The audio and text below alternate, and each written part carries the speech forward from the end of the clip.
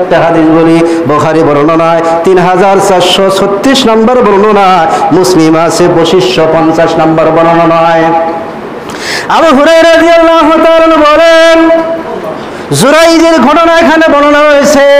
জুরাইজ এক ব্যক্তি ছিল বনি ইসরাইলের জামানায়।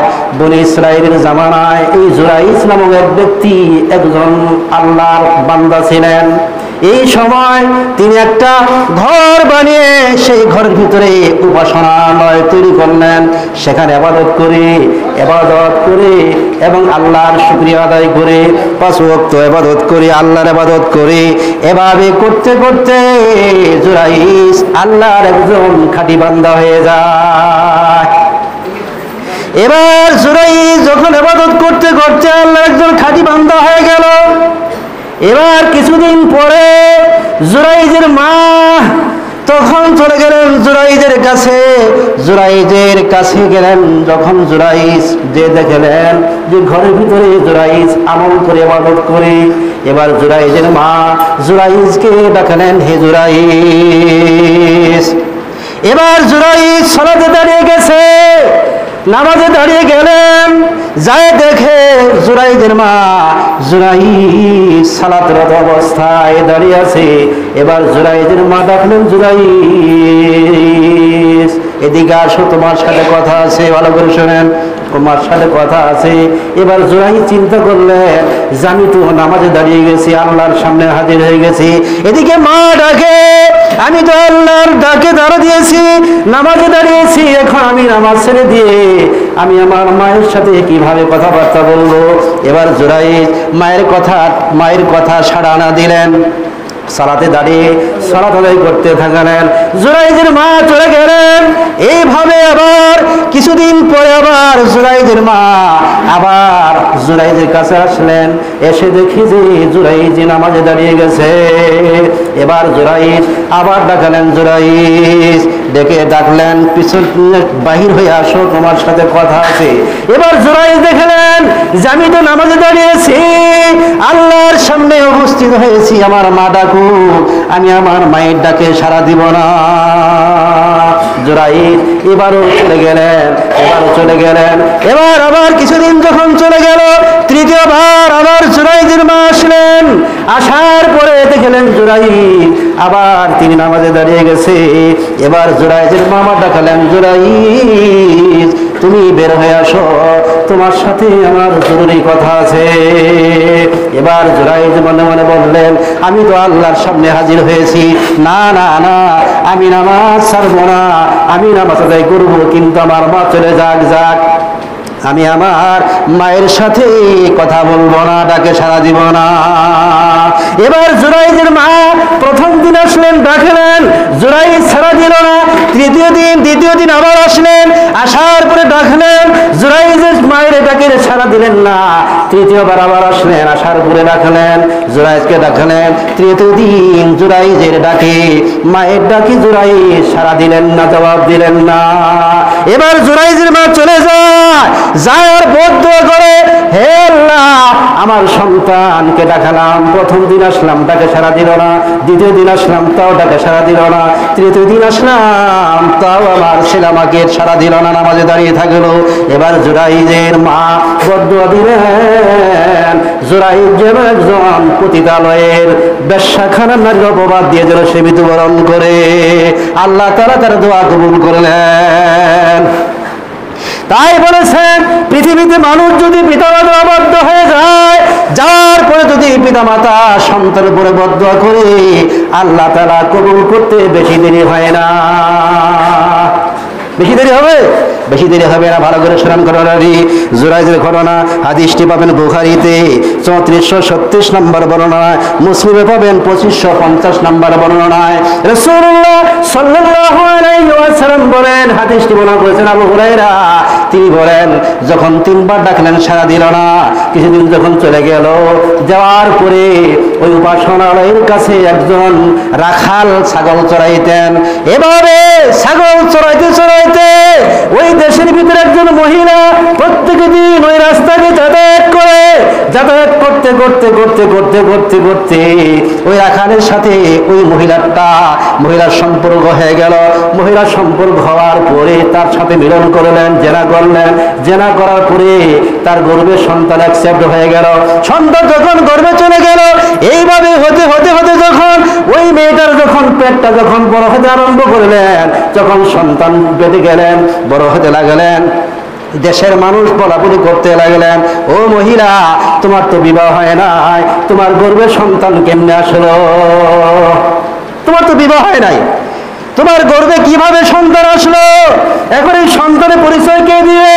তখন এই মহিলাটা ওই ব্যক্তির কাছে গিয়ে, রাখালের কাছে গিয়ে বললেন, রাখাল, তোমার সাথে জেনা করার কারণে আমার গর্ভে সন্তান অ্যাকসেপ্ট হয়ে গেল, এখন পরিচয় হবে কি? দেশের মানুষ তো জেনে গেল, বিচার হবে, বিচার করার কারণে তোমাকে হত্যা করবে, আমাকে হত্যা করবে, এখন উপায় কি? এখন এই যুবকটি বললেন, ও মহিলা, আমি একটা কথা বলে দেই, তাহলে তুমিও মাপ পাইবা, আমিও মাপ পাইব। কি কথা? এই যে একটা ব্যক্তি জুরাইজ এই উপাসনালয়ে ইবাদত করে, মানুষের কাছে বলে দিবে যে সন্তানটা জুরাইজের। দেখেন আল্লাহ তাআলা বলেন, যদি বান্দারা পিতামাতা দোয়া করে পিতামাতা সন্তানের জন্য বদদোয়া করে, আল্লাহ তাআলা দোয়া কবুল করে নেয়। জুরাইজ কিন্তু মায়ের কথা না শোনার কারণে জুরাইজের মা বদদোয়া করেছিলেন যে জুরাইজ যেন একজন বেশ্যাখানা পতিতালয়ের অপবাদ দিয়ে সে যেন মৃত্যুবরণ করে। তাহলে আল্লাহ তাআলা দোয়া কবুল করছেন। এবার জুরাইজের কথা যখন জনসম্মুখে বললেন, ওই মহিলা বললেন, যে মানুষেরা আমাকে বলতে পারো, কিন্তু এই সন্তানের মালিক হলেন জুরাইজ। জোরে বলেন নাউজুবিল্লাহ। কেননা জুরাইজ উপাসনালয়ে ইবাদত করে, আমি ওই রাস্তা দিয়ে প্রত্যেক দিন যাতায়াত করি। জুরাইজ আমাকে জোরপূর্বক ঘরে নিয়ে আমার সাথে মিলন করে, আমার সাথে জেনা করে, জেনা করার কারণে সন্তান বাবার গর্ভে এসেছে। আসলে কিন্তু তা হয় নাই। তা কি হয়েছে? তা কি হয়েছে? তা কিন্তু হয় নাই। এবার এই মহিলাকে ডাকলেন, কার সাথে তোমার জেনা হয়েছে? এবার এই মহিলা বললেন, আমার সাথে জানা হয়েছে এই জুরাইজের সাথে, একজন আল্লাহর বান্দা উপাসনালয়ে ইবাদত করে আল্লাহর বুজুর্গ, তার সাথে আমার জানা হয়েছে। এই জুরাইজকে ডাকলেন, রাশিয়ার দেশের বাদশা। ডাকার পরে বললেন, ও জুরাইজ, তোমার সাথে কি তার সম্পর্ক হয়েছে? তিনি বললেন, না না, আমার সাথে তার কোনো দেখা হয় নাই। কিন্তু মহিলা তো বলে ফেলছে, মহিলা তো বলে ফেলে দিয়েছে যে সন্তানের মালিক হলো কেরা? জুরাইজ। বর্তমান জামানায় যদি কোনো মহিলা বলে যে সন্তানের মালিকটা তিনি, তাহলে তার বিচার হবে। কোনো বিচার লাগবে না, কোনো সাক্ষী লাগবে না। কোনো মহিলা যদি বলে যে সন্তানের বাবা হলেন তিনি, যদি বলে ফেলে, তাহলে কোনো সাক্ষী লাগবে না। এবার জুরাইজের উপাসনালয় ভেঙে ফেলে দিলেন।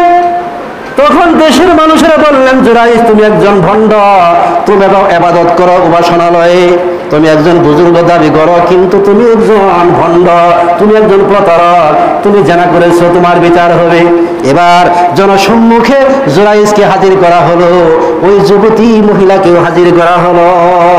আর পরে বললেন, এটার মালিক কে হবে? মহিলা বললেন, তিনি হবে। এবার দেশের বাদশা বললেন, এখন বিচার করা হবে না। কখন করা হবে? যখন এই বাচ্চাটা জন্মগ্রহণ করবে তখন বিচার হবে। যখন বাচ্চা জন্ম নেবে তখন বিচার করা হবে। কিন্তু বিবাহ শাদী হলো না। রাসূলুল্লাহ সাল্লাল্লাহু আলাইহি ওয়াসাল্লাম বলেন, কোন যুবক যুবতী যদি ঘটনাক্রমে মিলন হয়ে সন্তান জন্ম হয়, পেটে এসে যায়, ওই সময় সন্তান জন্ম না হওয়ার আগ পর্যন্ত ছেলে মেয়ে বিবাহ করা হারাম। বিবাহ করা কি হারাম।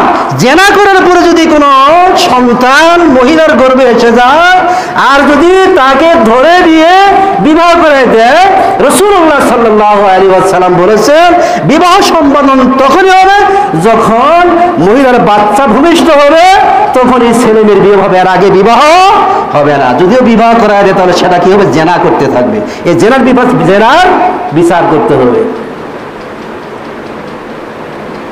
এবার জুরাইজকে ডাকা হলো, সন্তান ভূমিষ্ঠ হয়ে গেল। এখন জুরাইজকে বললেন যে এটা তোমার সন্তান। জুরাইজ বললেন, না, আমার সন্তান নয়। দেশের বাদশা বললেন তাহলে তুমি সাক্ষী হাজির করো। এখন জুরাইজ বললেন আমার তো সাক্ষী নাই, এখন সাক্ষী কে হবে? বাচ্চা যখন জন্ম নিলেন, বাচ্চা যখন দুধের শিশু বাচ্চা দুধ খায়, এখন এই জুরাইজ বাদশাকে বললেন বাদশাহ আমাকে সালাতের একটু অনুমতি দিন, আমি সালাত পড়ি। তে আল্লাহ বলেন ওয়াস্তাইনু বিস-সাবরি ওয়াস-সালাত ইন্নাল্লাহা মা'আস সাবিরিন। আল্লাহ বলেন যখন তোমরা বিপদে পড়বে, মুসিবতে পড়বে, বিনয়ের সাথে ধৈর্যের মাধ্যমে আমার কাছে সালাতের মাধ্যমে আমার কাছে সাহায্য চাও। জুরাইজ সালাতে দাঁড়িয়ে আল্লাহকে সাহায্য চান, কি উপায় হবে? এবার জুরাইজকে আল্লাহ তাআলা ফেরেশতার মাধ্যমে যাও ফেরেশতা জুরাইজকে বলে দিয়ে আসো, সাক্ষী হবে ওই সন্তানটাই, যে সন্তান জুরাইজ বলতেছে যে সন্তানটা তার হবে। এবার জুরাইজকে হাজির করা হলো।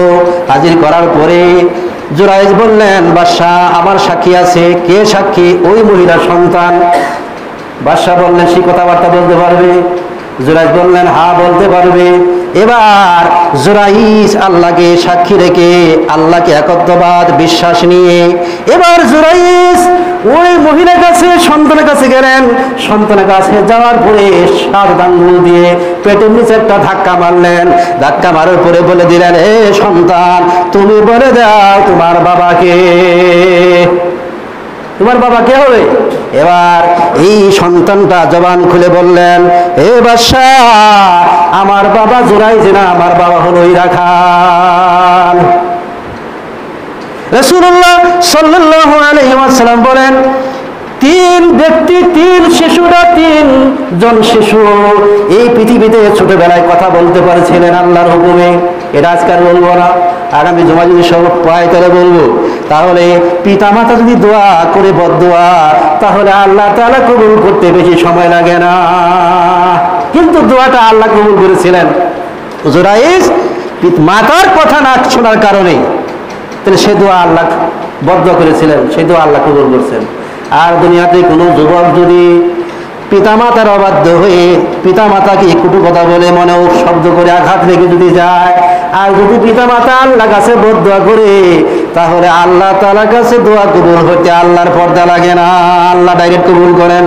আসুন আল্লাহ তাআলা আমাদেরকে যেন পিতামাতাকে সন্তুষ্ট রেখে পিতামাতার সাথে সদ্ব্যবহার করে পিতামাতার সাথে ভালো ব্যবহার করে যেন আমরা মৃত্যুবরণ করতে পারি সেই তৌফিক আল্লাহ তাআলা দান করুন। আমিন।